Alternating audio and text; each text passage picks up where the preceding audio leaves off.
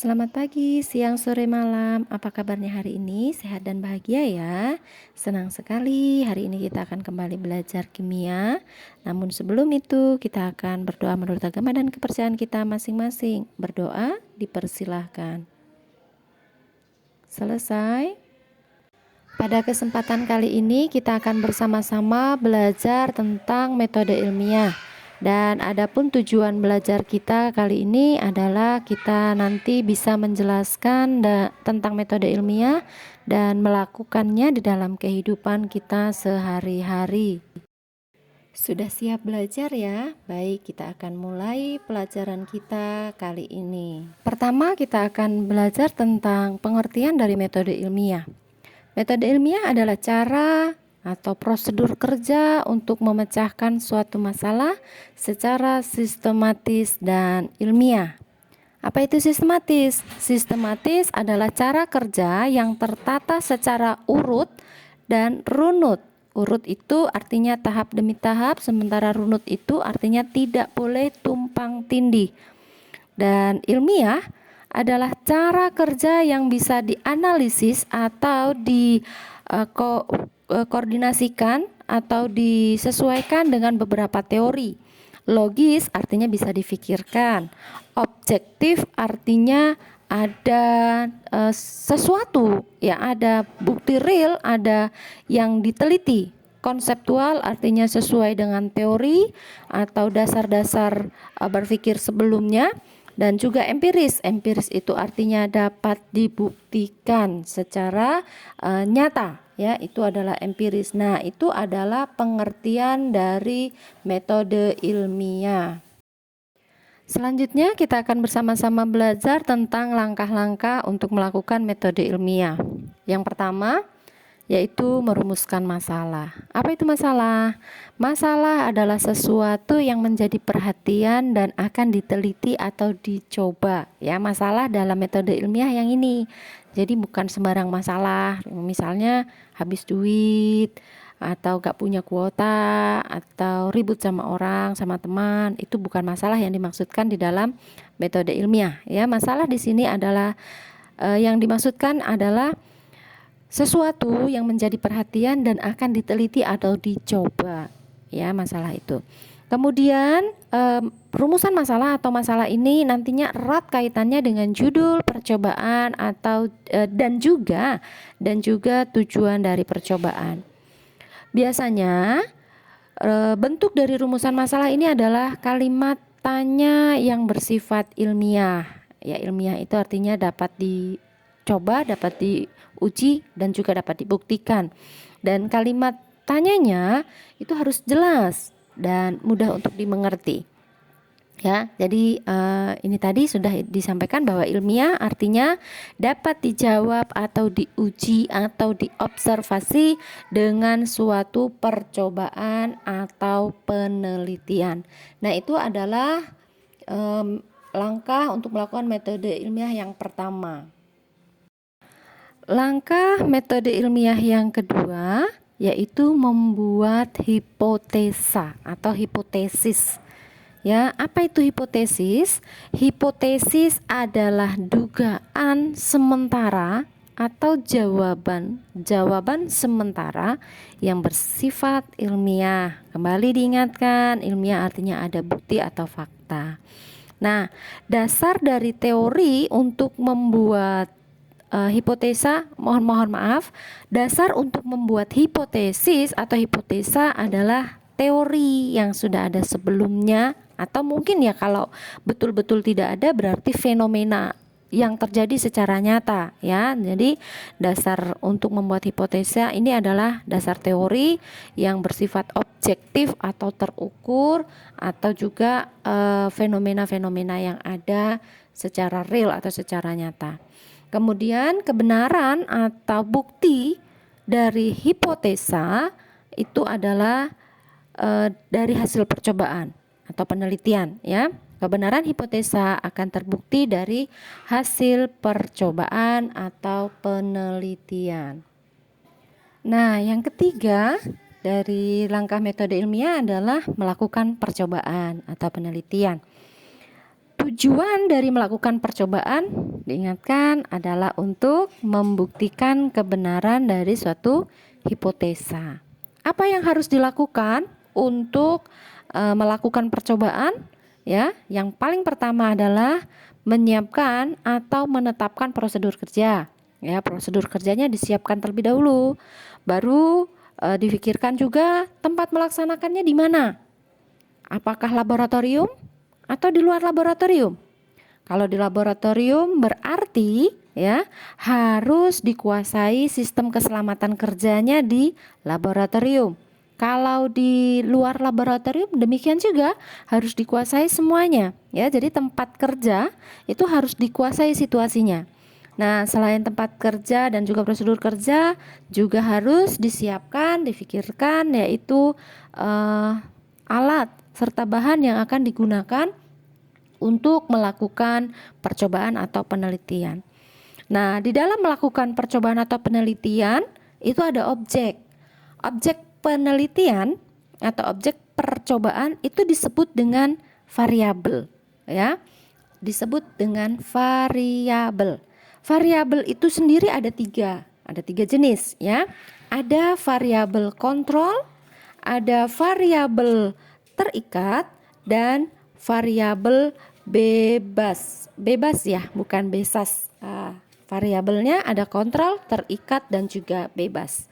Nah, ini menjadi tugas dari kakak-kakak untuk bisa menjelaskan apa itu variabel kontrol, variabel terikat, dan variabel bebas, dan langsung berikan contohnya ya. Misalnya diberikan satu judul percobaan, nanti kakak-kakak sebutkan masing-masing variabel tersebut.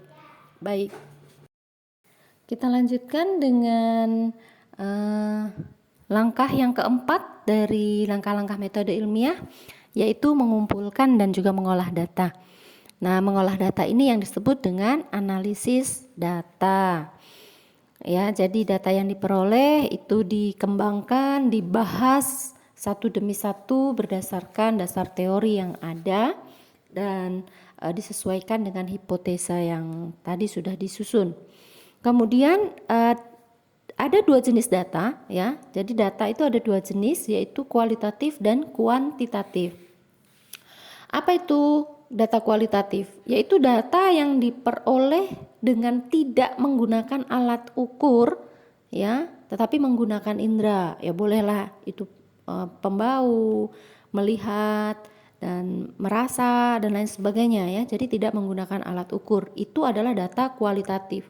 Sementara data kuantitatif itu adalah data yang diperoleh dengan menggunakan alat ukur. Dan biasanya ya, data kuantitatif ini berupa angka ya, dari kumpulan-kumpulan angka-angka tertentu begitu ya. Itu data kuantitatif. Nah, tujuan dari analisis data itu sendiri adalah untuk membuktikan apakah hipotesa yang tadi disusun itu sesuai atau tidak sesuai, atau justru bertentangan ya. Dari tidak sesuai ini bisa jadi itu adalah bertentangan. Bagaimana kalau ternyata data yang diperoleh itu sesuai dengan hipotesa? Itu berarti percobaan yang dilakukan adalah benar. Nah, tetapi bagaimana kalau itu tidak sesuai? Kalau tidak sesuai, maka bisa dilakukan beberapa hal. Yang pertama, mungkin hipotesanya perlu dikaji ulang untuk menemukan berikutnya adalah menemukan hipotesis baru atau pengetahuan baru atau modifikasi dari pengetahuan yang sudah ada ya. Jadi itu adalah langkah yang keempat dalam langkah-langkah metode ilmiah. Kita lanjutkan dengan langkah yang kelima, yaitu membuat kesimpulan dan membuat laporan ilmiah. Apa itu kesimpulan? Kesimpulan adalah rangkuman dari seluruh rangkaian kegiatan percobaan atau penelitian ya, apakah sesuai atau tidak dengan hipotesa. Ya, itu harus disusun, itu harus dibuat kesimpulannya. Nah, kemudian untuk membuat laporan ilmiah ada format, ini adalah format bisa dikatakan mungkin minimal gitu ya. Ini garis besarnya, garis besar untuk membuat laporan ilmiah. Yang pertama ada pendahuluan, jadi dasarnya atau latar belakangnya kenapa mau melakukan percobaan itu gitu ya. Mungkin ada fenomena atau ada kasus atau ada sesuatu yang menarik perhatian yang ingin diketahui kebenarannya ya. Jadi pendahuluan ini bisa berisi latar belakang dari keinginan untuk melakukan percobaan itu. Kemudian ada kajian pustaka. Kajian pustaka ini adalah dasar teori atau beberapa kumpulan dasar teori ya. Intinya kajian pustaka ini adalah teori yang sudah ada. Ini bisa diambil dari buku-buku, dari hasil-hasil penelitian terdahulu, dari jurnal-jurnal gitu, dari berbagai macam daftar pustaka ya, dari kumpulan-kumpulan pustaka. Kemudian yang ketiga yang harus ada dalam format laporan adalah metode penelitian. Metode penelitian tadi ada cara kerjanya, terus tahapan-tahapannya seperti apa ya. Jadi itu adalah metode penelitian. Kemudian dilanjutkan dengan pembahasan ya atau analisa data ya. Kemudian diikuti dengan kesimpulan yang sudah dibuat itu. Kemudian daftar pustaka. Ini wajib ya. Jadi ini adalah format laporan ilmiah. Ada pendahuluan, kajian pustaka, metode penelitian, pembahasan atau analisa datanya, kesimpulan dan juga daftar pustaka. Nah, selanjutnya adalah langkah yang keenam, yaitu mempublikasikan hasil percobaan. Apa tujuan dari publikasi dari hasil percobaan itu? Yaitu untuk menyampaikan hasil percobaan kepada publik. Nah, tujuan dari menyampaikan hal ini adalah untuk dikomunikasikan, apakah diterima oleh publik, dikritik oleh publik, disanggah oleh publik, dan mungkin juga dibuktikan kembali oleh publik, oleh peneliti-peneliti berikutnya.